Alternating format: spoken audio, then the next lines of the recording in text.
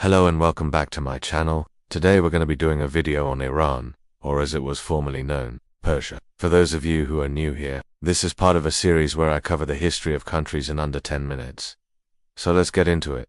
We have to start this video before Iran was even Iran. This wouldn't last for long though, because in 499 BCE, a revolt broke out in Ionia, which was a Greek city in the Persian Empire. In 492 BCE, Darius invaded Thrace and Macedonia. But after suffering heavy losses, he retreated back to Persia. In 449 BCE, a peace treaty was finally established between Persia and Greece, and this marked the end of the Persian Wars.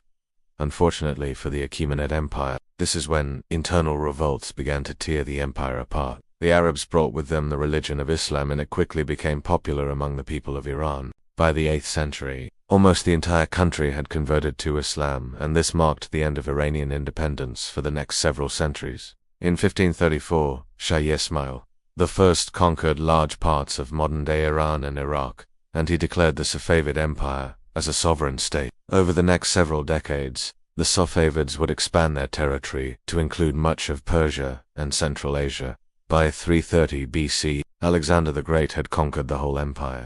The war lasted for 6 years and resulted in a stalemate. However, it did establish the borders of modern-day Iran. As the 18th century progressed, the Safavid Empire grew weaker and weaker, and eventually in 1736, it collapsed. His dynasty would rule until 1979, which is known as the Pahlavi era. One of his biggest issues was the growing popularity of religious fundamentalism. His son, Muhammad Pahlavi, then took over and officially changed the name of the country from Persia to Iran. This did little to improve relations with the religious fundamentalists, though, and they continued to grow in popularity. Many Iranians felt that the rapid pace of modernization was destroying the traditional way of life. In response to this, Reza Shah began to persecute religious leaders and shut down religious schools. This caused even more backlash and ultimately led to his downfall. During this time, he would rename the country from Persia to Iran. He would also implement many new reforms to modernize the country. This led to the Iranian Revolution of 1979, which was led by a man named Ruhollah.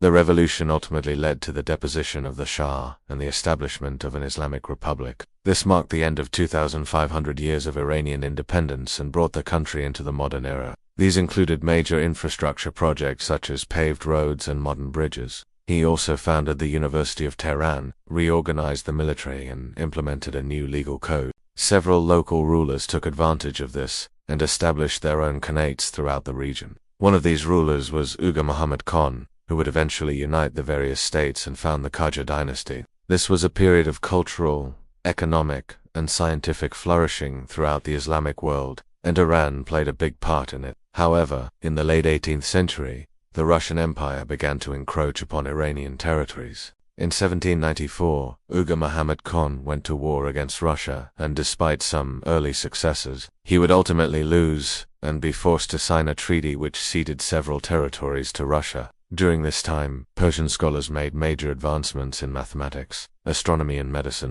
In 1828, the first Iranian tobacco company was founded, and in 1857, the first Iranian railroad was built. However, the process of modernization was slow, and the Iranian people began to chafe under the rule of the Qajar dynasty. This golden age would eventually come to an end, and Iran would come under the control of various Turkish and Mongol invaders. The Shah still held most of the power, but now the people had representation in the government. But eventually, in 1501, an ethnic group known as the Shiite Turks would establish the Safavid dynasty. The following year, the Persian navy attempted to invade Greece itself, but they were defeated at the Battle of Marathon. They would rule until 651 CE, and during this time they would conquer much of Mesopotamia, Central Asia, and Anatolia. They were constantly at war with the Roman Empire, and during this time they managed to capture the city of Jerusalem. Towards the end of their reign, the Sasanians adopted a monotheistic religion known as This was not well received by the majority Zoroastrian population, and it would play a part in their downfall. Darius then planned another invasion force, but he died in 486 BCE, and his son Xerxes succeeded him.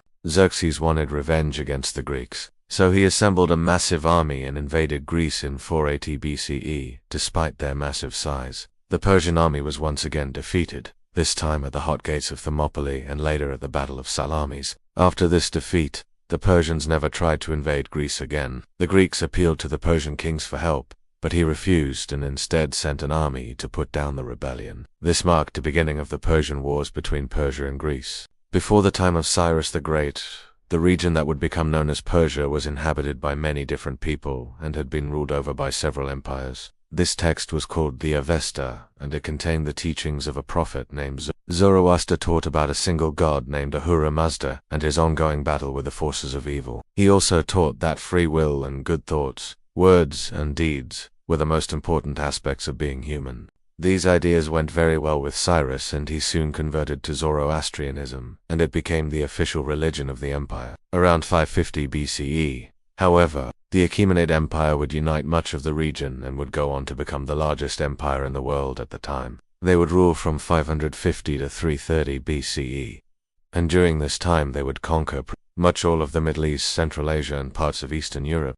During this time period, the Persian king Cyrus the Great came across a previously unknown religious text, which would have a profound impact on him and the future of Iran. After Cyrus's death, however, the next kings of the Achaemenid Empire slowly strayed away from the new religion and towards the old polytheistic beliefs. The Persians were led by King Darius I, and the Greeks were led by the kings of Macedonia and Sparta. Over the next several decades, the Persian kings fought multiple wars with the Greeks, but they were never able to achieve victory. After Alexander's death, the region would come under the control of various Hellenistic kingdoms until 224 CE, when a new Iranian empire arose known as the Sasanians. In 637 CE, the Muslim armies of the Rashidun Caliphate invaded the Sasanian Empire, and after 25 years of fighting, they had completely conquered it. However, during this time period, the region was part of what is known as the Islamic Golden Age. This dynasty would rule over Iran until 1736, and during this time, they would convert the majority of the population to Shia Islam. In 1639, the Safavids went to war with the Ottoman Empire over control of disputed territories. During the early days of the Qajar era, Iran was mostly isolated from the rest of the world. As the 19th century progressed, the Iranian government realized they needed to modernize their military and industry if they wanted to prevent further losses to Russia. In 1905, a constitutional movement began in Iran, which ultimately led to the Iranian Revolution of 1909. The revolution was successful, and the Majlis, or parliament, was established. In 1925, the last Shah of Iran, Reza Shah Pahlavi, unfortunately, his reign was not without its problems. In 1941, British and Soviet troops invaded Iran and forced Reza Shah to abdicate the throne. In 1978, protests began to break out throughout the country, but the Shah refused to back down, and that's the video. I hope you enjoyed. Thank you all for watching, and I'll see you in the next one.